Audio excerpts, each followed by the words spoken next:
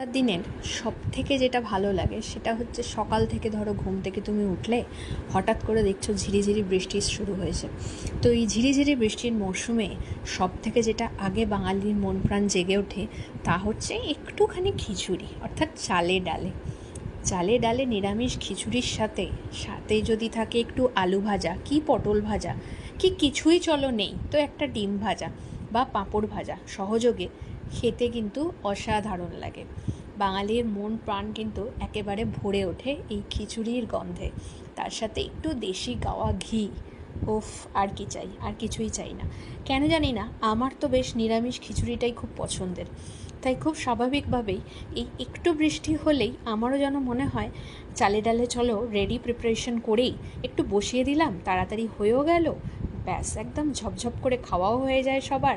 সবাই খুব খুশি, কারণ রোজকার মাছের ঝোল ভাত বাঙালির পাতে তো আসেই, তার সাথে যদি এরকম একটা বর্ষার দিনের খিচুড়ি থাকে আর কি চাই, আর কিছুই চাই না।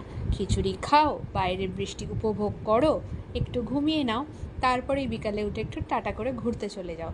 আর অবশ্যই ভালো লাগলে ভিডিওটা একটা কমেন্ট করো, একটু লাইক করো, আর সঙ্গে থেকো, সাথে থেকো।